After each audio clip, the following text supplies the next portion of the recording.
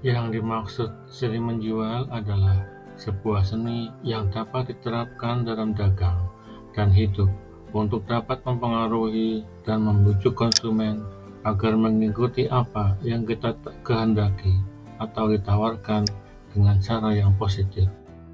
Seni menjual juga memiliki arti lain, yaitu sebagai suatu usaha mencapai hasil yang diinginkan dengan jalan menggunakan kepandaian ilmu serta potensi yang ada, sehingga menjadi ahli dalam bidang penjualan. Dalam ilmu menjual, yang menjadi objek adalah penjual dan barang yang dijual. Bagaimana sikap penjual yang disenangi oleh pembeli, yaitu penjual yang memiliki pengetahuan atas diri sendiri, pengetahuan atas barang yang dijualnya atau product knowledge, dan pengetahuan calon pembeli. Kepuasan dari pembeli adalah pelayanan yang memuaskan dari penjual. Dengan adanya pelayanan yang memuaskan dari penjual, diharapkan pembeli akan kembali lagi ke tempat kita. Hanya dengan pelayanan prima, excellent service, pelayanan yang berorientasikan kepada pemenuhan tuntutan pelanggan mengenai kualitas suatu produk, barang, atau jasa dengan sebaik mungkin. Supaya tujuan yang dimaksud dalam pelayanan prima terwujud, maka membutuhkan pelayanan yang prima, pelayanan yang dapat dilakukan dengan suatu konsep sebagai dasar pelayanan atau basic service, yaitu konsep A3 yang meliputi hal-hal berikut: attitude, attention, dan action.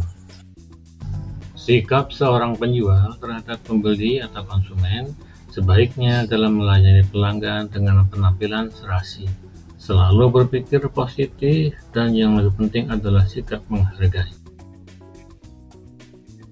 Perhatian seorang penjual terhadap pembeli atau konsumen dengan cara mendengarkan dan memahami kebutuhan pelanggan, mengamati perilaku pelanggan, dan mencurahkan perhatian penuh pada pelanggan. Tindakan seorang penjual terhadap pembeli atau pelanggan atau konsumen adalah mencatat dengan detail pesan pelanggan, mencatat kebutuhan pelanggan, menegaskan kembali kebutuhan pelanggan, mewujudkan atau memenuhi kebutuhan pelanggan. Jangan lupa ucapan terima kasih dengan harapan pelanggan berkunjung dan berbelanja kembali di usaha kita. Sekarang, bagi setiap orang yang berminat menjadi penjual, teori penjual dapat dipelajari di bangku sekolah ataupun di perguruan tinggi. Kemudian, teori menjual itu dipraktikkan melalui latihan kerja dalam dunia usaha, sehingga ia akan memperoleh pengalaman dan meningkatkan teorinya dengan praktek, dengan ketekunan, kerja keras, dan penuh inisiatif dan kemauan. Maka lama-kelamaan seorang akan menjadi ahli dalam menjual. Kita ketahui bahwa seorang penjual yang baik dan sukses adalah dia harus memahami dirinya sendiri, diri penjual. Tentu saja dia pun harus memahami barang yang dijualnya atau product knowledge. Terutama yang sangat perlu diperhatikan adalah memahami keadaan pembeli atau pelanggan.